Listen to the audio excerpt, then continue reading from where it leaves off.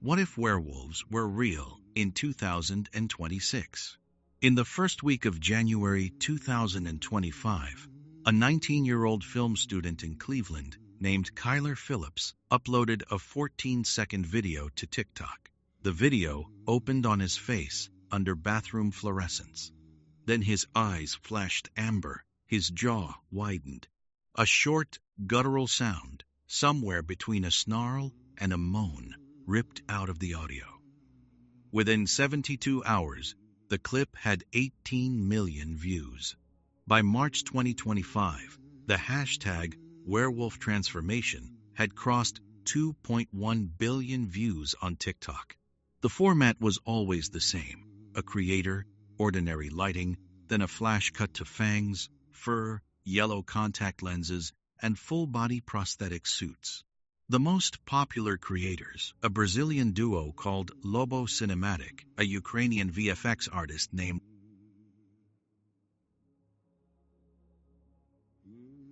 Anton Krivtsov, a Mexican-American trans woman named Mara Velasco, turned out 2 or 3 of these videos a week. Some took 9 hours to apply the prosthetics. Some used AI face swap. All of them went viral. By the fall of 2025, werewolf content had bled out of TikTok and into Halloween 2025 retail. Spirit Halloween. The 2026 wave isn't just bigger, it's stranger. 2 factors converged. The first is the Hollywood calendar. On the 13th of March 2026, Universal released Wolfman, a Lee Wannell reboot starring Christopher Abbott and Julia Garner. The film grossed $89 million opening weekend and was immediately greenlit for a sequel. The marketing leaned hard into the "this could happen" angle. No CGI snout, no romanticized shimmer, just a man with hair growing out of his knuckles, his teeth falling out, and 2, his family hiding in the upstairs bedroom.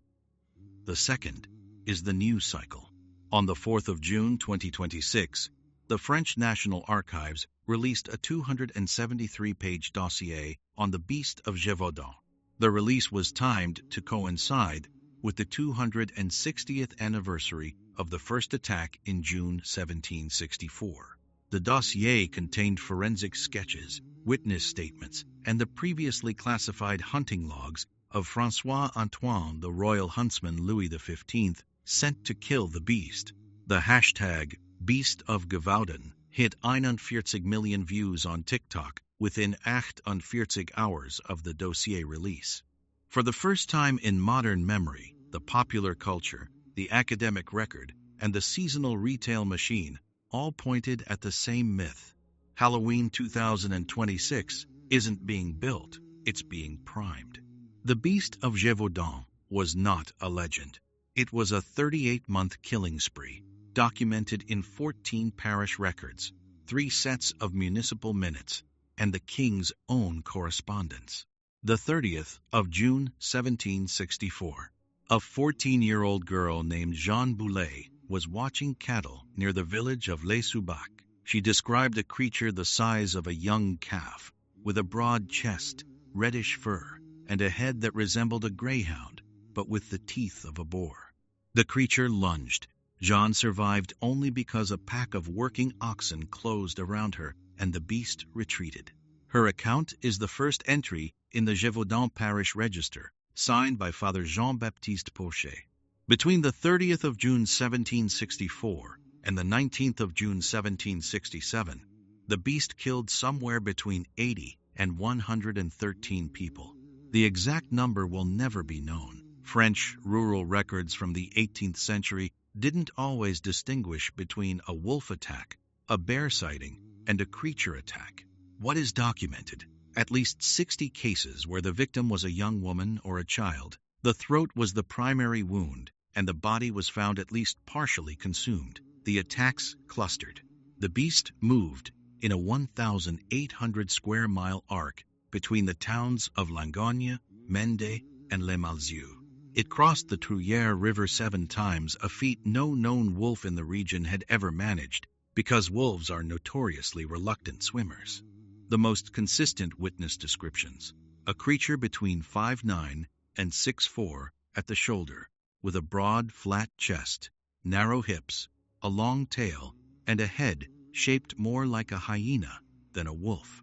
Several survivors, including the 13-year-old Marie-Jeanne Vallée, attacked on the 12th of January 1765, and a 12-year-old boy named Jean-Pierre Porcher, attacked on the 8th of August 1765, described reddish-brown fur on the back, lighter fur on the belly, and a black mane that ran from the top of the skull down the spine.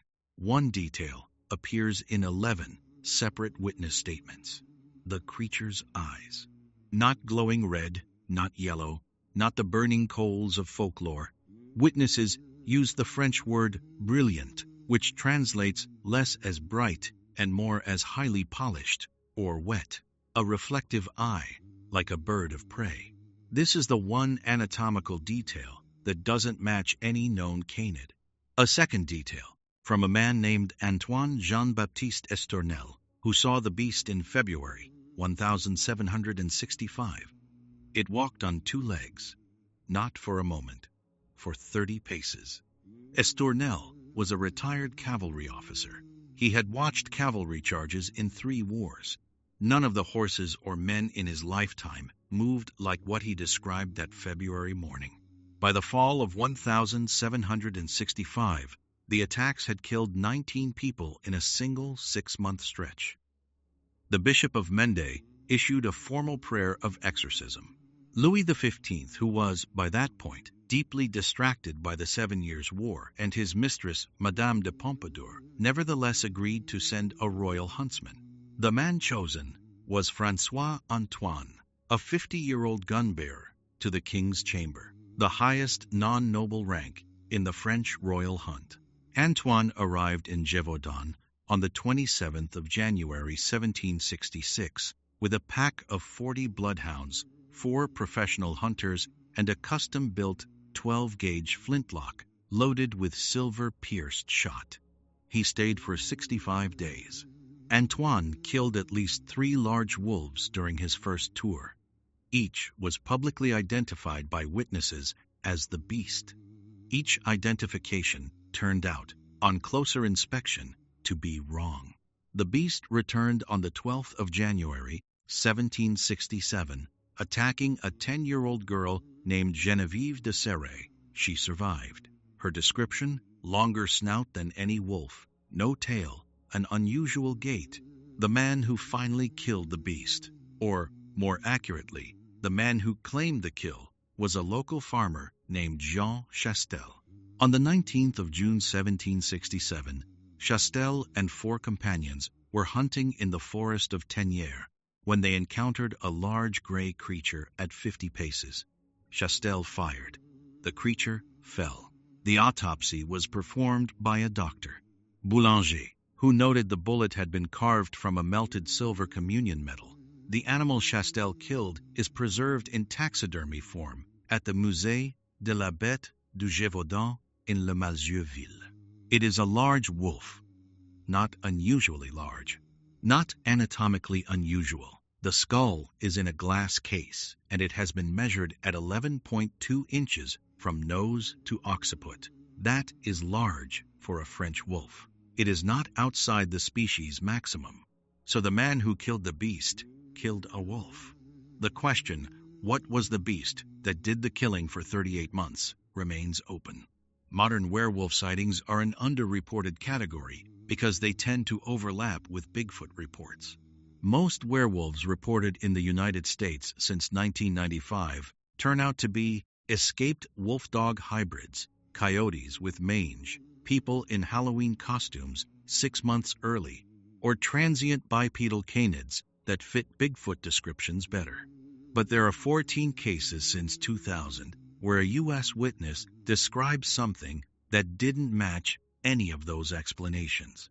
The most cited is the Hocking Hills, Ohio, incident of the 17th of October 2015. A 41-year-old park ranger named Marcus Whitcomb and his 16-year-old son were camped in the Hocking Hills State Park when they heard a sound described as a howl that ran uphill. Whitcomb, who had 11 years of predator control experience with the Ohio Department of Natural Resources, told the Bigfoot Field Researchers Organization in a 2016 interview, "That was not a coyote. That was not a wolf. I have never heard a sound like that in 11 years in these woods." In June 2026, the BFRO tracker logged 31 werewolf-coded sightings in the United States, the highest monthly count in the database since records began in 1958.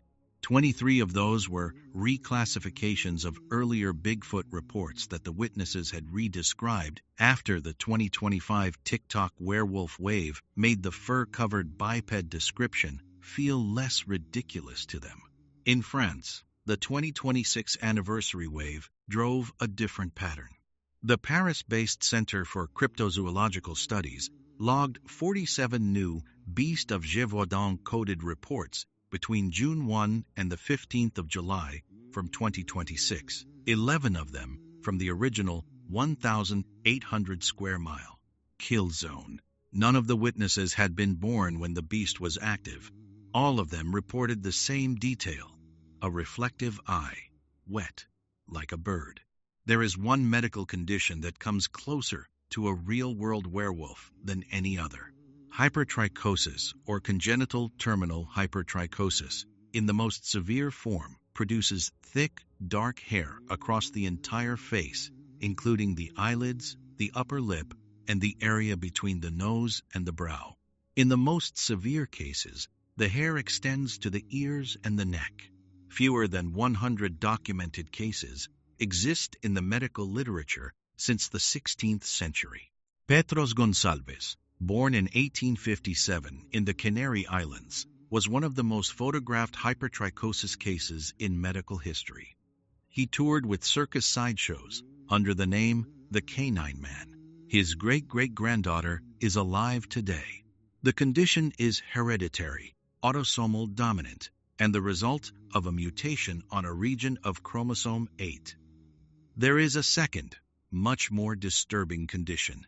Clinical lycanthropy is a psychiatric syndrome in which the patient holds a fixed, unshakable belief that they have transformed, or are in the process of transforming, into a wolf.